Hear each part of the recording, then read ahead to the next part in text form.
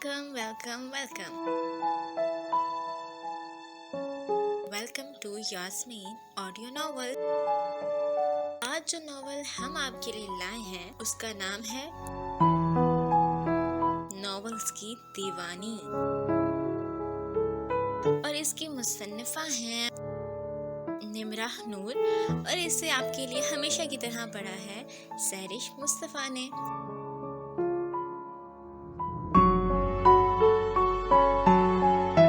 मज़ीद नॉवेल्स सुनने के लिए चैनल को कीजिए सब्सक्राइब और वीडियोस को कीजिए लाइक और शेयर करना तो बिल्कुल भी नहीं भूलिएगा। तो चलते हैं अपनी नॉवल की जानिब।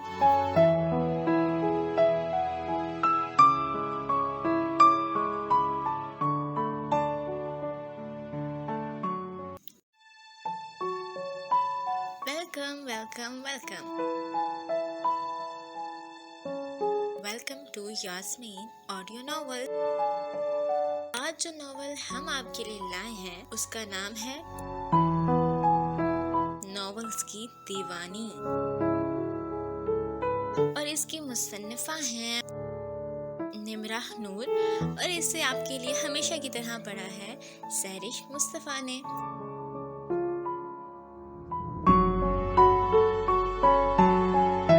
मज़ीद नॉवेल्स सुनने के लिए चैनल को कीजिए सब्सक्राइब और वीडियोस को कीजिए लाइक और शेयर करना तो बिल्कुल भी नहीं भूलिएगा। तो चलते हैं अपनी नॉवल की जानिब।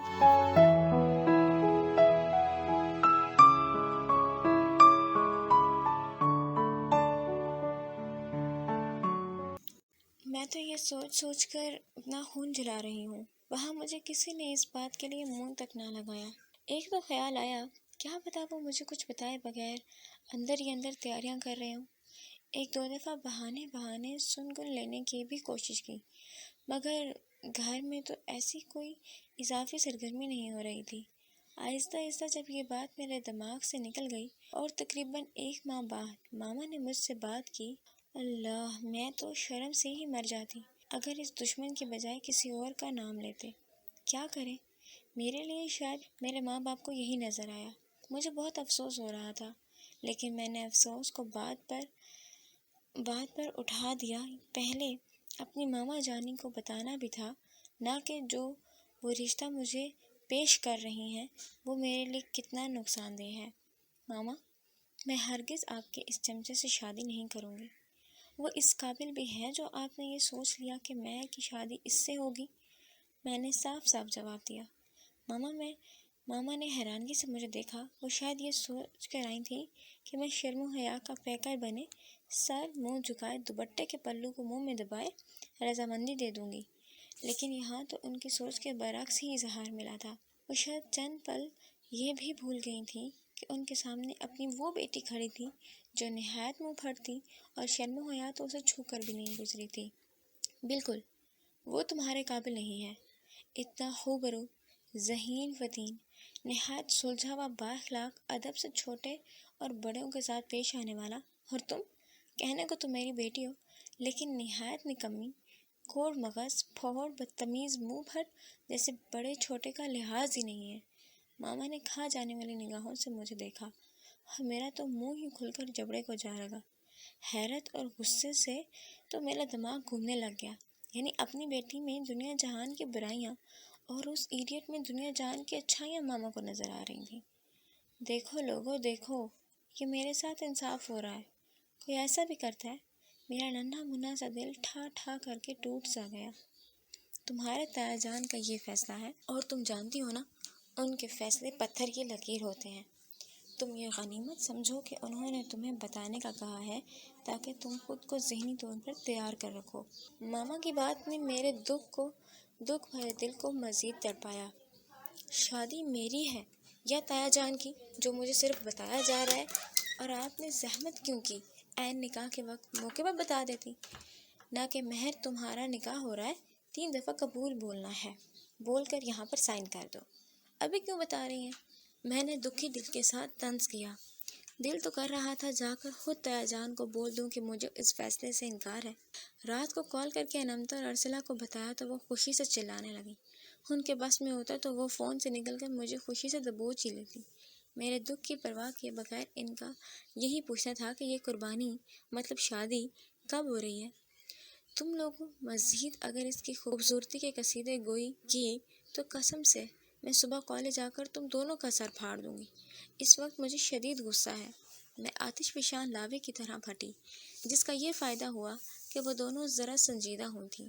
تبھی ارسلہ مجھے سمجھاتے ہوئے بولی، دیکھو مہر، میں تمہیں ایک دوست ہونے کے ناطے یہی کہوں گی کہ ماں باپ کبھی اولاد کا برا نہیں سوچتے یار، وہ ہمارے دشمن تھوڑی ہوتے ہیں۔ ماں باپ ہیں، ہم ان کی زندگی کا قیمتی اثاثہ ہوتے ہیں۔ ہمارے دکھ اور سکھ کی ان کے علاوہ اور کسے فکر ہوگی؟ ارحام تمہارے لیے اچھا ہی ہوگا، تبھی تو کچھ سوچ کر تمہارے والدین تمہیں اس کی زوجیت میں دے رہے ہیں۔ تم ذرا یہ بے مطلب سی نفرت اور بے تکی سی دشمنی کی اینک اتار کر تو دیکھو، وہ تمہیں اچھا لگے گا۔ میں خاموشی سے اس کی بات سن رہی تھی، اور جب وہ خاموش ہوئی تو انمتا نے اسے سمجھانے کا کردار ادا کیا۔ ویسے تمہیں اس سے اس بات کی چڑ ہے نا کہ وہ تم کو تنگ کرتا ہے، تم سے بدتمیزی سے بات کرتا ہے، تمہارے ناولز اسے پسند نہیں۔ اسی پر اکتفا نہیں ہوتا انو یار، وہ بہت گھمنڈی ہے، اپنے ذہین اور ڈاکٹر ہونے کا غرور ہی اس میں نہیں جاتا، اپنے آپ کو نہ جانے کہاں کا راجہ سمجھتا ہے، ماما کو میرے خلاف بھڑکاتا ہے وہ۔ ارحام کے بارے میں سوچ کر میں آگ بگولا ہو گئی۔ اف مہر، تمہارے اندر ارحام بھائی کے لیے کتنا زہر ہے یار، تم اتنا غلط سوچ رہی ہو۔ ارسلہ کی افسوس بھری آواز آئی، تمہیں تو بڑا پتہ ہے کہ میں غلط سوچ رہی ہوں یا ٹھیک؟ ہے بی بی، اس کے ساتھ ایک چھت تلے بچپن سے میں رہ رہی ہوں، تم نہیں، اس لیے تمہیں نہیں پتہ۔ میں تنک کر بولی، مجھے ان پر بہت غصہ آ رہا تھا، میری دوستیں ہو کر وہ اس کی طرفداری کر رہی تھی، آگ تو مجھے لگنی ہی لگنی تھی۔ بالکل، تم نے ٹھیک کہا، ان کے ساتھ نہیں رہی، لیکن تمہارے ساتھ تو تقریباً 2-3 سال لازمی رہی ہوں، اس لیے تمہاری عادات کا بخوبی علم ہے۔ تم اندازے بہت لگاتی ہو، اور وہ بھی نہایت غلط، اور مجھے لگتا ہے ارحام بھائی کے بارے میں بھی تم قیاس آرائی سے کام لے رہی ہو۔ تو تم یہ کہنا چاہتی ہو کہ میں بری ہوں اور وہ اچھا ہے؟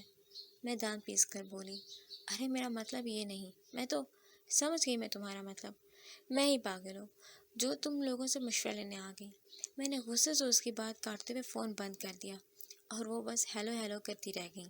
یعنی حد ہوتی ہے، سب کو بس میں ہی بری لگ رہی ہوں۔ میرا من نہایت کھٹا ہو رہا تھا اس بات پر، اور تو اور رونے کو بھی دل کر رہا تھا۔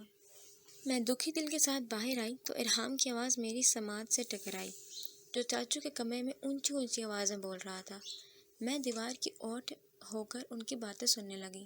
چاچو، آپ ہی بابا کو سمجھائیں کہ میں مہر سے شادی نہیں کر سکتا۔ اس کی بات پر مجھے غصہ آیا، جیسے میں تو مہر تو مری جا رہی تھی نا اس سے شادی کے لیے۔ کیوں؟ کیا کمی ہے ہماری مہر میں جو تم اس سے شادی نہیں کر سکتے؟ چاچو اس سے استفسار کر رہے تھے۔ ایک کمی ہو تو بتاؤ نا، وہ خوابوں کی دنیا میں رہنے والی ایک بے وقوف سی لڑکی ہے، جس کے ساتھ میرا تو کم از کم گزارا کبھی نہیں ہوگا۔ اس کے منہ سے اپنی برائیاں سن کر تو دل تو کیا جا کر اسے ابھی جواب دوں کہ مہر شاویز بھی کوئی گیری پڑی نہیں جو تم سے شادی کے لیے مرے جا رہی ہے۔ میں سوچ کر خود کو ہلکان کر رہی تھی کہ کس طرح اس عذاب سے چھٹکارا حاصل کروں، لیکن میں یہ کیسے بھول گئی تھی کہ وہ بھی کبھی مجھ سے شادی کرنا نہیں چاہے گا، جس کے لیے وہ تایا جان کے سامنے بھی ڈٹ جائے گا۔ اس لیے میں نے خود کو اس فکر سے آزاد کیا۔ ایک طرف سے اچھا تھا، اگر وہ احتجاج کرے گا تو برا بھی تو وہی بنے گا، میں کیوں خواہ بری بنوں؟ میں نے بڑی معصوم سی شکل بنا کر ماما کو کہا، تاکہ تایا جان کو پتہ چل جائے کہ مہر تو راضی ہے، بس ان کا نالائق بیٹا ہی نافرمانی کر رہا ہے۔ ماما، مجھے تایا جان کے فیصلے سے کوئی اعتراض نہیں، آپ جہاں چاہیں میری شادی کر دیں۔ میں یہ سمجھ گئی ہوں کہ ماں باپ کبھی اولاد کا برا نہیں سوچتے۔ ماما نے حیرت سے مجھے دیکھا کہ ایک ہی دن میں یہ کھایا کیسے پلٹ گئی ہے۔ اب انہیں کون بتاتا کہ میرے دماغ نے کون سی منصوبہ سازی کی تھی۔ پھر ویسا ہی ہوا جیسے میں نے سوچا تھا۔ وہ بہت ضدی تھا، اپنی بات منوا کر ہی دم لیتا تھا۔ اس بات پر بھی وہ تایا جان کے سامنے ڈٹ کر کھڑا ہو گیا تھا۔ تایا جان کی بلند اور کرخت آواز بخاری ہاؤس کی دیواروں کو ہلا رہی تھی۔ تایا جان اپنے فیصلے سے 1 انچ بھی ہلنے والے نہیں تھے، اور وہ کہاں جھکنے والا تھا۔ میں خاموشی سے بس تماشا دیکھتی رہی تھی۔ اس کو اس قدر غصے کی حالت میں دیکھ کر میرے دل کو تسکین مل رہی تھی، مگر یہ تسکین تھوڑے دن کے لیے ہی تھی۔ بالآخر وہ تایا جان کے ساتھ اپنا کیس لڑتا لڑتا ہار گیا۔ وکالت کی دنیا میں وہ ماہر کھلاڑی تھے، پھر وہ کیسے ہار جاتے؟ اور میں جو مزے سے اپنی رضامندی دیکھ کر بے فکر ہو گئی تھی کہ کون سا یہ شادی ہونی بھی ہے، اس وقت ہوش اڑ گئے جب جیا سے یہ خبر ملی کہ میری شادی اس مہینے طے پا گئی ہے، اور میرا دل ماننے کو تیار نہیں تھا۔ میں پھوٹ پھوٹ کر رونے لگی۔ ارم پھپھو سے اپنے دل کا حال بتایا تو وہ اتنا حیران نہیں ہوئی تھیں، کیونکہ وہ جانتی تھیں میرے اور اس کے اختلاف ہی رہتے ہیں، مگر وہ سب کو بے تکے ہی لگتے تھے۔ مہر بچے، میری بات سنیں۔ آپ کو ارحام سے بہت شکوے ہیں اور اسے بھی آپ سے، تو آپ ایسا کرنا کہ تھوڑا سا اپنے رویے میں لچک پیدا کر لیں، اپنی ازدواجی زندگی کے لیے تھوڑا سا خود کو بدل لیں، تاکہ ارحام بھی اپنا رویہ آپ سے بہتر کرنے پر مجبور ہو جائے۔ بیٹا، یہ جو بے وجہ کی ضدیں ہوتی ہیں نا، کبھی کبھی ہمیں بہت نقصان پہنچا جاتی ہیں، اس لیے ذرا یہ ضد چھوڑ کر دیکھیں تو سب اچھا لگے گا۔ ارم پھپھو نے سمجھایا تو میں واقعی کچھ سوچنے پر مجبور ہو گئی۔ آپ کرتے نہ کرتے کہ مصادق اس شادی کے کنویں میں چھلانگ لگانی ہی تھی، وہ بھی اس شخص کے ساتھ جسے زندگی بھر میں نے اپنا دشمن سمجھا تھا۔ اگر میں احتجاج کرتی تو میری کسی نے نہیں سنی تھی، جہاں تایا جان نے اپنے سپوت کی نہیں سنی تھی، میں کس کھیت کی مولی تھی۔ خیر، میں نے ان سوچوں سے تھوڑا سا خود کو آزاد کر لیا تو اپنے آس پاس ہونے والی سرگرمیوں کا جائزہ لیا۔ گھر والے تو ہتھیلی پر سرسوں جمانے کا کام کر رہے تھے۔ چٹ منگنی پٹ پیا۔ خیر، منگنی شنگنی تو بس نام کی ہی تھی، اور بس سادگی سے ہی نکاح اور ولیمہ تھا۔ یہ سن کر تو میں بے ہوش ہونے والی ہی ہو گئی تھی۔ میرے سارے نکے نکے خواب آسمان سے منہ کے بل گرے تھے اور میں ان کے نیچے دبی ہوئی تھی۔ ہائے، میری کتنی خواہش تھی کہ میری منگنی ہو، ہر تہوار پر سسرالیوں کی طرف سے ڈھیروں ڈھیر تحفے ملیں، مگر کیا ہوا؟ سب خاک ہو گیا۔ یہاں تو شادی بھی سادگی سے انجام پا رہی تھی۔ سب کو سمجھانے پر میں بمشکل اس شخص کے بارے میں اپنی نگاہوں کا اینگل تبدیل کر کے دیکھنے لگی، جو نہ چاہتے ہوئے بھی میرا ہمسفر بننے والا تھا۔ پھر وہ وقت بھی آ گیا جب ماما کی ساری نصیحتوں کو پلے باندھ کر جملہ حقوق ارحام بخاری کو سونپ کر ایک کمرے سے دوسرے کمرے میں رخصت ہو گئی تھی۔ میں عام دلہنوں کی طرح سجی سنوری سیج پر بیٹھ کر اس کا انتظار نہیں کیا تھا، کرتی بھی کیوں؟ وہ کون سا آ کر میری تعریف میں زمین اور آسمان کے کلابے ملانے والا تھا؟ میں چپ چاپ اٹھی اور لہنگے سے چھٹکارا پا کر آرام دہ کپڑے پہن کر سونے کے لیے لیٹ گئی۔ وہ شاید آج ساری رات باہر ہی غم ہلکا کرنے والا تھا، میری بلا سے، کمرے میں آئے یا نہ آئے۔ شادی تو جیسے تیسے ہو گئی تھی، دل بے شک خوش نہیں تھا، لیکن پھر بھی میں بھی اب شادی شدہ ہو گئی تھی۔ لیکن میرے میاں صاحب کا تو منہ تو بالکل ایسے پھولا ہوا تھا جیسے غبارے میں ہوا بھری ہوئی ہو۔ سیدھے منہ تو کسی سے بھی بات کرنے کا روادار نہیں تھا۔ اب بھلا بندہ پوچھے کہ تمہارے ایسے منہ پھیلانے سے سب کچھ پہلے جیسا ہو تو نہیں سکتا تھا؟ اور اسے تو ایسے لگ رہا تھا جیسے میں تو بڑی خوش تھی نا، لیکن اب ہر کوئی مہر جیسا پیارا دل تو نہیں رکھتا، جو اس کی پچھلی بدتمیزیاں بھلا کر اب اسے اچھا دیکھ رہا تھا۔ مہر بیٹی، اب تم نے اگر ارحام کے دل میں اپنے لیے جگہ بنانی ہے تو اس کا بہت خیال رکھا کرو۔ اس کی ہر ضرورت کا خیال رکھنا اب تمہاری ذمہ داری ہے۔ اچھی بیویاں بھی وہی ہوتی ہیں جو شوہر کے دل میں گھر کر جاتی ہیں۔ یہ میں تمہیں ساس کے ناطے سے نہیں، بلکہ ایک ماں ہونے کے ناطے سے سمجھا رہی ہوں۔ وہ پہلے ہی تم سے کافی بدگمان ہے، یہ نہ ہو کہ اپنی الٹی سیدھی حرکتوں کے باعث وہ تم سے مزید بدگمان ہو جائے۔ تائی جان مجھے سمجھاتے ہوئے بولی، تو میں نے بڑی تمیز کے ساتھ ان کی باتوں کو سنا اور ان پر غور فرمانا شروع کر دیا۔ بھابھی بالکل ٹھیک کہہ رہی ہیں مہر، اب تمہیں اپنے فضول ناولوں کی دنیا سے نکل کر گھرداری کی طرف توجہ دینی ہوگی۔ ماما بھی سختی سے سمجھا رہی تھی۔ اف ماما، آپ بس گھوم پھر کر سارا نزلہ میرے ناولز پر پھینک دیا کریں۔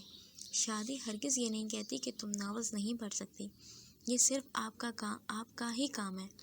اس وجہ سے آپ سب راکٹ پر سوار ہو گئے تھے میری شادی کے لیے کہ کہیں سچ میں کوئی ناولز کا ہیرو مجھے بھگا کر نہ لے جائے، لیکن یہ آپ کی بھول ہے۔ ناولوں کی دنیا سے تو میں اب مر کر ہی نکلوں گی۔ مجھے ان سے شدید قسم کا پیار ہے، ان کو میں خود سے کبھی جدا نہیں کر سکتی۔ میں نے اٹل لہجے میں ماما کو وارن کیا۔ زبان کو لگام دو لڑکی، اب شادی ہو گئی ہے تمہاری۔ ماما غصے سے بھڑکی، وہ پہلے ہی میرے فر جواب دینے پر اکتائی رہتی تھی۔ اوہ میرے خدایا، شادی نہ ہو گئی، خانہ بربادی ہو گئی۔ میری ماما مجھے بخوبی علم ہے کہ میری شادی ہو گئی ہے، بار بار یہ بات دہرا کر میرے زخموں پر نمک مت چھڑکا کریں، مجھے مت یہ احساس دلایا کریں کہ میری آزادی چھن چکی ہے۔ میں نے خاصی ناگواری سے کہا تھا۔ اور کیا؟ بات بات پر مجھے یہ ضرور کہا جاتا تھا کہ تمہاری شادی ہو گئی ہے، جیسے میری یادداشت چلی گئی ہو۔ حد ہے بھائی۔ بیٹا آج تم جلدی آ گئے؟ تائی جان کی آواز پر میں نے چونک کر دیکھا تو سامنے ارحام کھڑا تھا، بلیک جینز اور نیوی بلو شرٹ میں ملبوس تھا۔ میں اس کو بغور دیکھنے لگی۔ اونچا لمبا قد، ورزشی جسم، دلکش نین نکوش، ذہانت سے بھرپور سیاہ آنکھیں۔ وہ تو واقعی کسی ہیرو سے کم نہیں تھا۔ آج سے پہلے تو میں نے کبھی اسے غور سے نہیں دیکھا تھا۔ یہ تو اس شادی کی مہربانی تھی جس نے مجھے کھپ کر اسے دیکھنے پر مجبور کر دیا تھا کہ وہ چائے کا آرڈر کب دے کر گیا تو مجھے تو پتہ بھی نہیں چلا۔ وہ تو سخت قسم کا ماما نے جھنجھوڑا تو میں اس کے خیالوں سے باہر آئی۔ جاؤ جا کر ارحام کے لیے چائے بنا کر جاؤ، اس کی طبیعت ٹھیک نہیں، کہہ رہا تھا کہ سر میں درد ہے۔ ماما نے فوراً حکم دیتے ہوئے مجھے اس کی حالت بھی بتائی۔ میں سوچ رہی تھی کہ کون سا دن تھا بھلا جب میں نے چائے پکائی تھی، جو ماما مجھ سے یہ کہہ رہی تھی بقول ان کے میں تو ہوں ہی پھوڑ، تو چائے میں کیسے بنا سکتی تھی؟ میرا منہ کیا دیکھ رہی ہو؟ اٹھ بھی جاؤ، ماما غصے سے بولی۔ ماما آپ کو کیوں لگ رہا ہے کہ شادی ہو گئی ہے اور مہر کو چائے بھی بنانی آ گئی ہے؟ میں انہیں بتانا چاہ رہی تھی کہ ایسی ابھی کوئی تبدیلی نہیں آئی، مگر انہوں نے بھی مجھے کچن میں بھیج کر ہی دم لیا تھا۔ نصیحتوں کے ڈھیر تھے میرے لیے، جس میں تو زیادہ تر اپنی میاں کا دل خوش کرنے کے ٹوٹکے تھے، اور میں نے پہلے ٹوٹکے پر عمل کرنا شروع کر دیا تھا۔ جیسے تیسے مجھے سمجھ آئی، میں نے چائے بنا دی۔ باقی خواتین نے تو اتنی زحمت نہ کی کہ مجھے کچھ بتا ہی دیں۔ کمرے میں آئی تو وہ سامنے بیڈ پر آنکھیں موندے لیٹا ہوا تھا۔ میں آہستگی سے چلتی ہوئی اس کے پاس آ رکی اور اسے متوجہ کرنے کے لیے ہلکا سا گلا کھنگارا تو وہ فوراً آنکھیں کھول کر مجھے دیکھنے لگا، جیسے پوچھ رہا کہ کیا تکلیف ہے۔ یہ آپ کی چائے۔ میں قدرے جھجک کر ٹرے اس کے سامنے کرنے لگی۔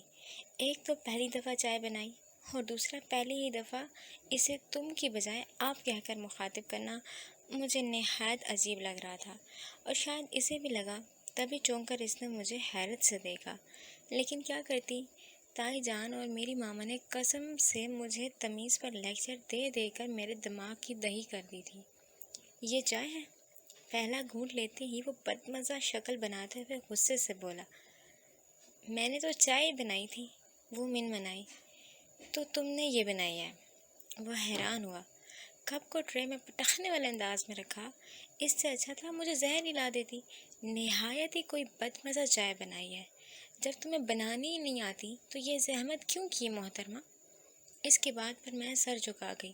آپ مجھ سے کیا بتاتی کہ تمہاری اماں حضور اور میری ماما حضور کا فرمان ہوا تھا، اگر پہلے والی مہر ہوتی تو اس کو مزہ چکھا دیتی۔ مزہ چکھانا تھا، میں تو یہ چائے بھی نہ بناتی، لیکن ہائے رے قسمت، میں خود کو بدلنے کی کوششوں میں تھی۔ میں نے اتنے شوق سے آپ کے لیے پہلی دفعہ یہ چائے بنائی ہے، اور اوہ میڈم، یہ دیکھو میرے ہاتھ۔ آئندہ تم یہ زحمت مت کرنا، بلکہ تمہیں میرے لیے کچھ بھی کرنے کی ضرورت نہیں ہے، اور جاؤ، اب جاؤ یہاں سے، ماما کو بولو وہ چائے بنا کر بھیجیں۔ وہ ہاتھ جوڑتے ہوئے بولا۔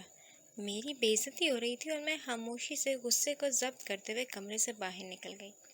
کیا ہوا میری لاڈو کو؟ مجھے غصے سے دیکھتے ہی چاچو نے استفسار کیا۔ وہ بھی شاید ابھی ابھی آفس سے آئے تھے۔ ان کے پیچھے بھی روحان بھائی داخل ہوئے۔ آپ کے لاڈلے بھتیجے کے لیے چائے بنائی تھی، مگر محترم کے تو مزاج ہی نہیں مل رہے۔ دیکھیں چاچو، میں نے اتنی محنت سے اس کے لیے چائے بنائی، میں نے جو صرف کچن میں صرف کھانے پینے جاتی ہے، نہ کہ کوئی کام کرنے، مگر بے مروت انسان نے تو میری اور میری بنائی ہوئی چائے کا دل ہی توڑ دیا۔ میں نے منہ بسورتے ہوئے انہیں تفصیل بتائی۔ کوئی بات نہیں، اس بے قدرے کو چھوڑو، میں پیوں گا اپنے لاڈو کے ہاتھ کی بنی ہوئی چائے۔ ٹرے سے کپ اٹھاتے ہوئے وہ پیار سے بولے، مگر روحان بھائی نے ان کے ہاتھوں سے کپ کو اپنے قبضے میں لے لیا۔ بھائی، مہر نے پہلی دفعہ اپنے ہاتھوں سے چائے بنائی ہے، تو اس لیے مجھے پینی ہے۔ روحان بھائی نے منہ سے کپ لگایا اور انہیں تو اچھو ہی لگ گیا۔ چاچو نے انہیں دیکھا جو کھانستے ہوئے کپ انہیں پکڑا رہے تھے۔ یہ آپ پی لیں چاچو، میرا معدہ اس کو برداشت نہیں کر سکتا۔ مجھے یقین ہے آپ کا کر لے گا اپنی لاڈو کے لیے۔ ارے بھائی ایسے بھی کیا چائے بنا ڈالی میری لاڈو نے جو تم اتنے بد مزہ زاویے بنا رہے ہو۔